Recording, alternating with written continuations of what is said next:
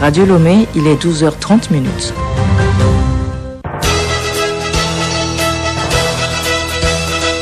Le journal Hélène Assabi. Mesdames et messieurs, bonjour et merci de nous rejoindre pour le journal. À la une, bonne nouvelle pour les agriculteurs togolais. Le gouvernement va encore subventionner les intrants pour la campagne agricole 2022-2023. Procès de l'assassinat de Thomas Sankara au Burkina Faso. L'ex-président Blaise Compaoré est condamné à perpétuité. Le tribunal militaire a donné son verdict ce mercredi. Et puis sport football, préparatif des éliminatoires du championnat d'Afrique des Nations, CHAN 2022. Les éperviers locaux du Togo seront en amical demain jeudi à Alger. La sélection nationale togolaise défie son homologue de l'Algérie.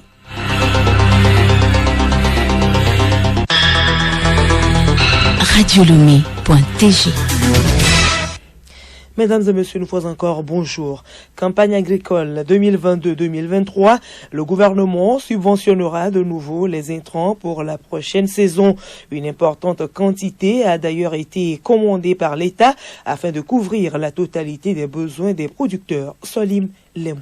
Le déploiement des engrais est déjà en cours dans les différentes régions sur la base des productions spécifiques à chacune d'entre elles. D'autres mesures sont également prises afin de lutter contre la ruée spéculative menée par certains exploitants et les sorties de stock hors des frontières.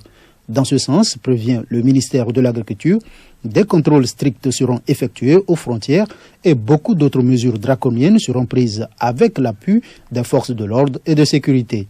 Pour rappel, en 2021, l'exécutif avait fixé la vente du sac de 50 kg d'intrants à 12 500 francs CFA, un prix bien en deçà de ceux pratiqués actuellement dans la sous-région ouest africaine.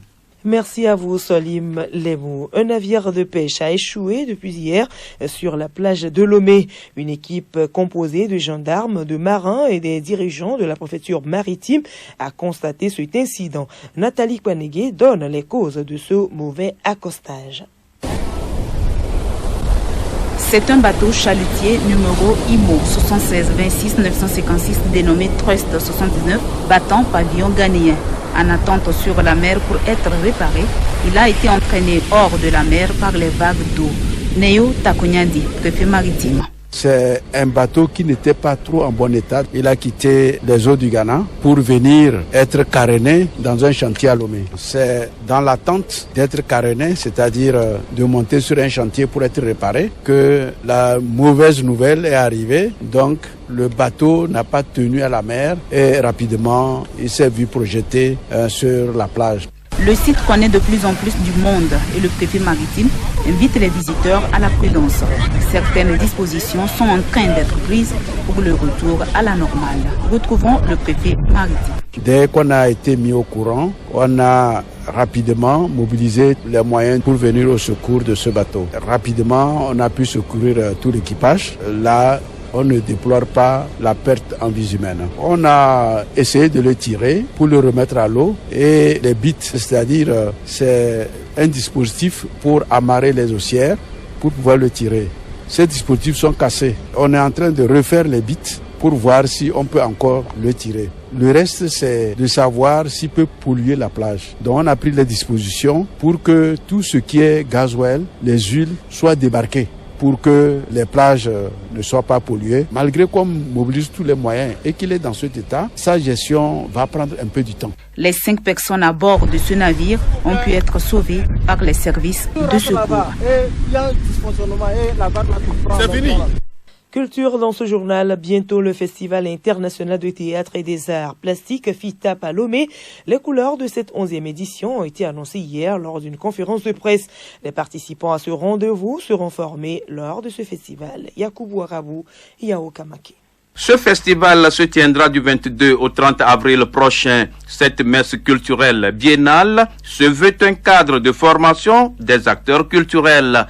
Il entend favoriser l'intégration culturelle africaine et contribuer au développement économique.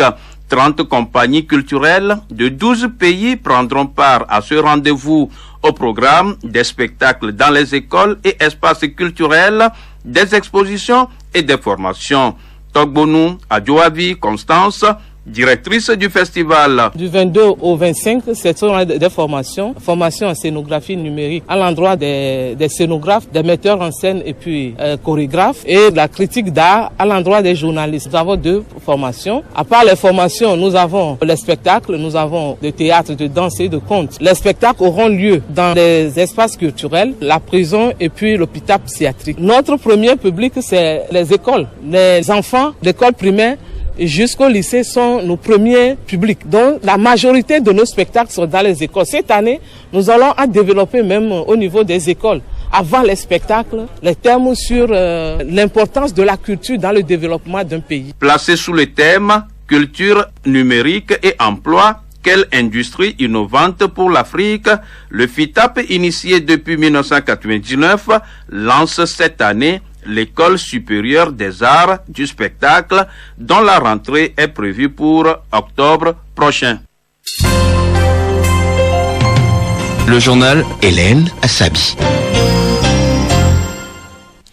Hors du Togo, l'ancien président du Burkina Faso, Blaise Compaoré, a été condamné ce mercredi par contumace à la prison à perpétuité pour sa participation à l'assassinat de son prédécesseur Thomas Sankara, tué avec 12 de ses compagnons lors d'un coup d'État en 1987.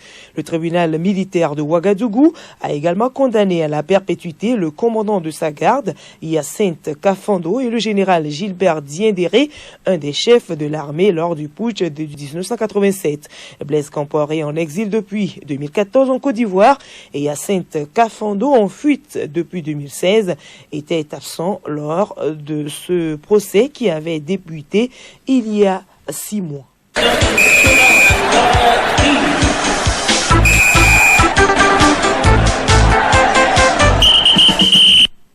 Sport football, éliminatoire du championnat d'Afrique des Nations CHAN Algérie 2022. Les éperviers locaux se préparent. Après le mini-stage de Lomé en fin de semaine dernière, les poulains de Jonas Comlan sont en Algérie. L'équipe A y jouera demain une rencontre amicale contre son homologue de l'Algérie, Sibi Lawson. Au stade olympique d'Alger, les 23 joueurs convoqués par Jonas Kokou-Komlan ont tous participé à la première séance d'entraînement du groupe mardi. Le Togo joue l'Algérie en double confrontation amicale, d'abord ce jeudi, ensuite dimanche prochain. Les éliminatoires du CHAN Algérie 2022 démarrent fin juin. Football encore, l'atelier de développement de Ligue UEFA Assist a débuté mardi à Lomé. La rencontre est organisée par l'UEFA en collaboration avec la FTF. Prennent part à cet atelier mené par les experts de l'UEFA, les dirigeants des clubs D1, les responsables de Ligue et les chefs de département de la FTF. Entre autres, les thèmes liés à la gouvernance et au développement du football seront abordés au cours des travaux qui prendront fin ce samedi. Championnat national de football de 2e division pour finir, la 14e et dernière journée de la phase de groupe sera disputée ce dimanche. Ainsi en a décidé la FTF qui avait suspendu la compétition afin de régler les contentieux en cours auprès de la commission de recours. D'intéressantes affiches sont en perspective aussi bien dans la pôle A dominée par Étoile Filante de Lomé que dans le groupe B chapeauté par Fouadan de Dapaon. Voilà, ce journal se referme ainsi, mais avant de nous quitter, voici le rappel des titres. Bonne nouvelle pour les agriculteurs togolais, le gouvernement va encore subventionner les intrants pour la campagne agricole 2022-2023. Et puis procès de l'assassinat de Thomas Sankara au Burkina Faso, l'ex-président Blaise Compaoré est condamné à perpétuité. Le tribunal militaire a donné son verdict ce mercredi.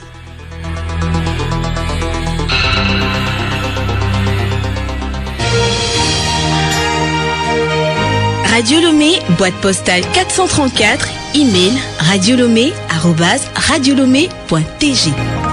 Radiolomé.tg